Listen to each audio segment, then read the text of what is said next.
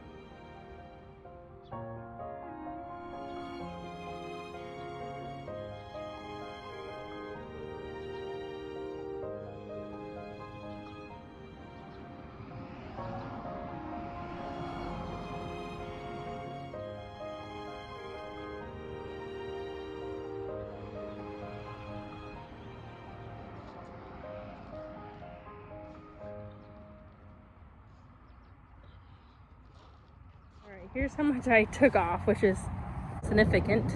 It's a lot. It's like half of what it is. So what I'm saying is I can build another thing, like fill this up with rocks, or I can just put bricks around these, like the circular bricks.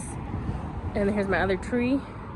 And then I'm gonna get another tree too and put it like right here. So then I'll be like landscape and then tree shaping this curve. So yeah.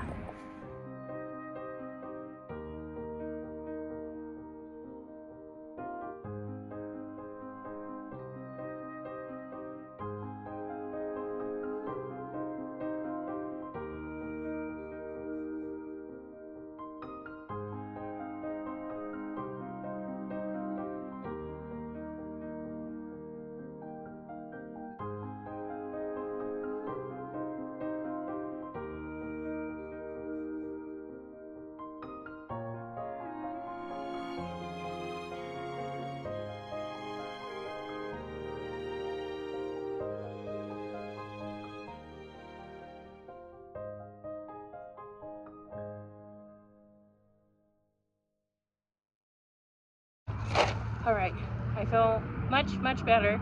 It's much more reasonable to handle. She was chewing on my apple tree. That is a big no-no, so I'll have to get a cover for them. And I didn't put a cover on it because I didn't want her to be enticed to do it. So I'll have to get like a hard plastic one because I know she'll chew like the foam ones because she chewed off the ones off the swing set. That's why I didn't. I just thought if I left it alone, she won't do it, but I should have known better, huh?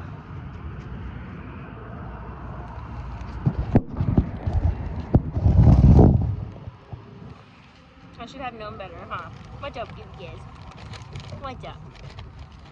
I should have known, huh? Those youngins. Those youngins.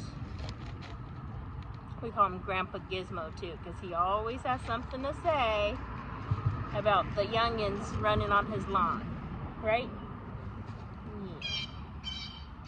Alright, so yeah, I feel a lot better. I was gonna go to Home Depot today and pick up mulch because they're doing the 4 for $10 deal right now, but I was like, I just have so much anxiety over this, like I can't even function right now. So I just came home, I was like, and I got home from dropping the kids off. I'm still in my pajamas, by the way, and I was like, I just need to go figure that out. I didn't think I was gonna do as much. I thought I was just gonna do the back fence, but I ended up just redoing the whole curve and pushing the whole thing back. So, hey, excuse me. You're being very rude. You're being very rude. So, yeah. Okay. So here's what it looks like from afar. So yeah, I think it looks better because we still want a lawn. We want a nice looking lawn. Now I have plenty of plastic to put over there. So the worst that happened is I had to do this over again, and now I have more scraps of plastic to deal with. But it's okay because the main focus is just getting it right where I'm going to be pleased in the future. And that's all I think about, like when I have to redo things. I'm like, future self will be very pleased with present self. So yeah, that's what it's looking like. So it starts going round right here, round, and then starts going straight here. So that'll give me plenty of room to put like the tall juniper evergreens. I want to put a raised bed in the back in the corner behind the apple trees for like blueberries and strawberries. And then I'm going to add a third tree right here and maybe a fourth tree right here just to finish off this curve. We'll see. So here's my strawberries. I had a huge strawberry patch over in this raised bed, and I planted 25 strawberry plants, Ozark Beauties, and about 19 survived birds or just transplanting in general. Here's a video. As what I was saying is, here's a video of me the other day trying to clear up these strawberry plants, and I had no idea I was going to have so many. But I'm definitely not complaining because I almost bought more, so I'm glad I did not because I would have been overwhelmed with strawberries.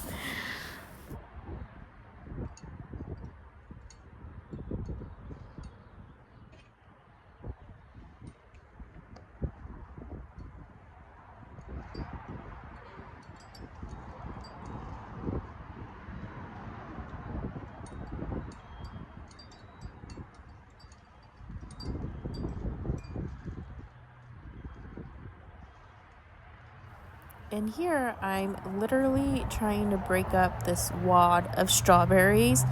I thought all strawberries, when they multiplied, came from runners and then they kind of went a few inches away from the mother plant. But I found several strawberry plants that seemed like they had several crowns near the base of the plant. It was almost like they just popped up a new plant right next to the original crown. And I'm going to have to do more research on it because I found this to be extremely annoying because it would be harder to determine which ones were older and which ones were newer, and then some of them kind of just snapped off. So I did have a few issues trying to figure out what roots came with what, but then I figured out a strategy that if I kind of just wiggled them like I was just doing just now, it was much easier to kind of determine which crown had which set of roots. It kind of pulled away with the crown.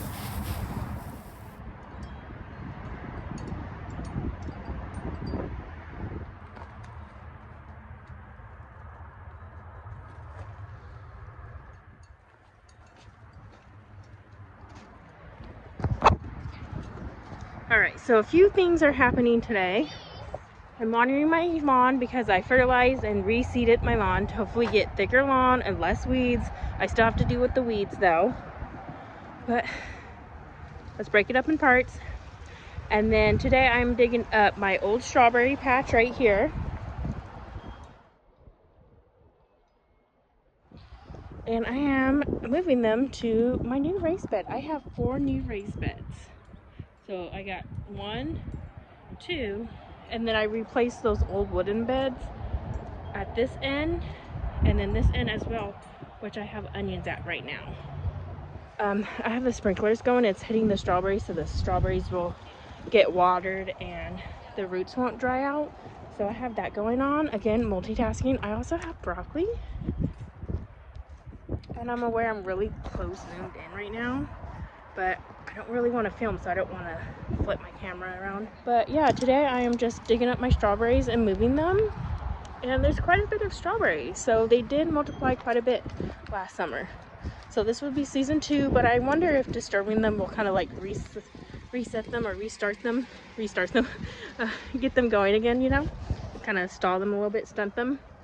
So yeah, I'm gonna just keep doing that. And they were all clumped right there. Both sides were like that, so I had no idea. I thought we were gonna get the 25 plus a few more extras. We ended up getting over 100 strawberries once I separated them. So there's just 50 in this square alone, and then 30 something in this one, and then 50 something in just the blue teals, plus 9 in the pink tier. So it's a lot of strawberries. Here's my outside station. I have my tomatoes right here. These are like indeterminate tomatoes, indeterminate paste tomatoes, and then I have cherry tomatoes over there, which I started a lot later than these guys. And then this is a grape vine that my daughter wanted, and it's just, it had a hard time, what's the word? I can't think of the word. Acclimating? Yeah, acclimating to the outside. It's like a table grape, I think, a purple one. And then these are just my peppers, and then more broccoli, and they're just stunting in this. This was very sandy seed starting soil, and it was just terrible. So none of my seedlings are looking like all that great right now, especially the time that they're in there. They're growing a lot slower, and this is potting soil that I shifted out a little bit, but it's still like, it's just not my season this year, so I might just buy some plants, and that's okay. Here's my garden layout. So there's the curve. So now this curve is on this side, and then there's the extra fruit tree that I want, and then those are the bricks. So this line will be, let's see.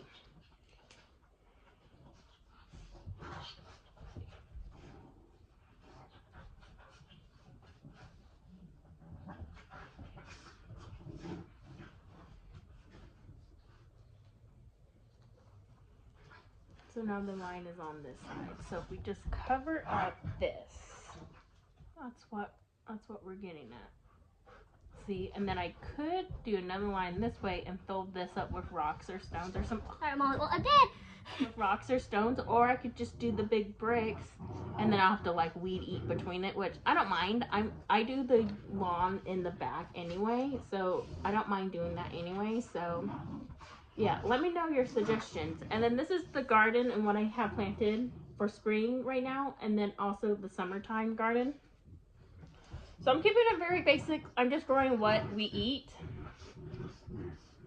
So my indeterminate tomatoes, which they're basically all the same. They're red beef steak tomatoes.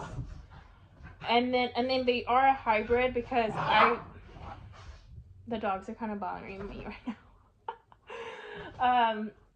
They were my best tasting tomatoes last year. And I found the tag, and I don't know what I did with the tag. Because I might just buy my tomatoes because I'm not really pleased with how they're looking.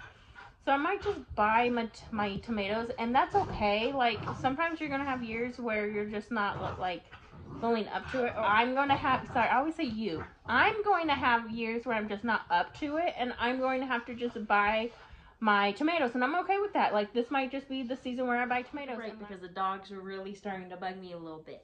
But she's so cute. Hi, Delilah. Want a hug? Come here. Look at her. She's so cute. This is like my dog. It's all about the dogs. Hooked on dogs. Okay, so what I was saying before I got distracted by my own thoughts and by the dogs. Okay. I wrote in my journal today. That's what I was doing. I had to take a little bit of break, so go back to my garden planning. So I'm growing what we eat. So I have indeterminate tomatoes, which are just hybrid red beef tomatoes. Oh, she's so cute. And then determinate, which means they are determined to grow a certain height, and then they stop and they produce most of their tomatoes in one setting. And then indeterminate tomatoes means they just keep growing until they die off. And I'm doing determinate paste tomatoes, which are San Marzanos, because that's just the seeds I had. So I'm growing those. And then we are growing various broccolis.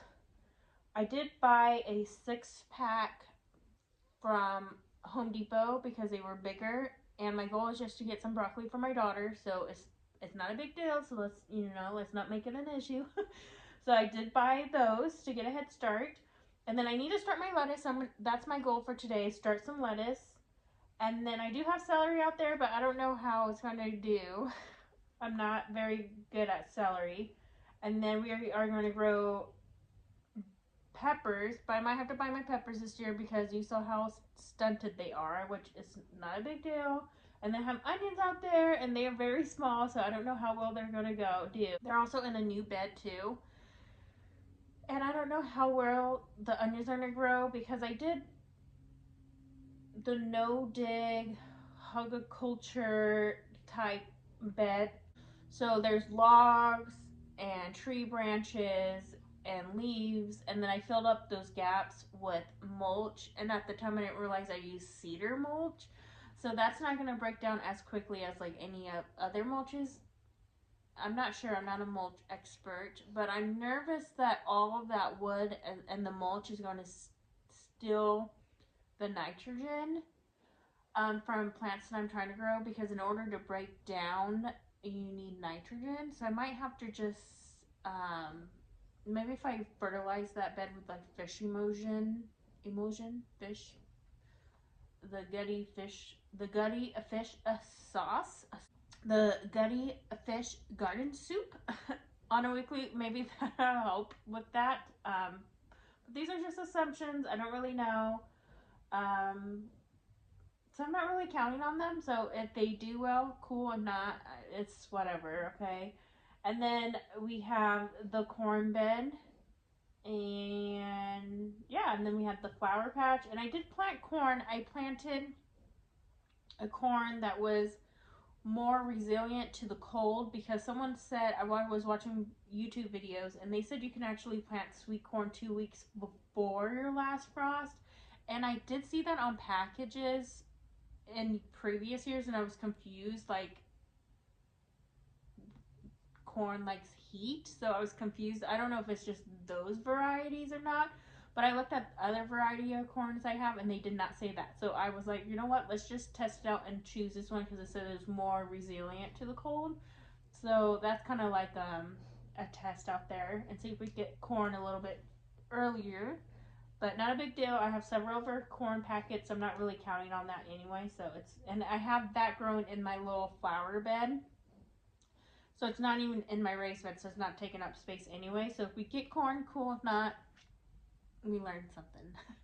So anyway, don't forget to subscribe if you would like to see more videos, and comment down below and give the video a like because it helps. And as always, happy gardening. Bye!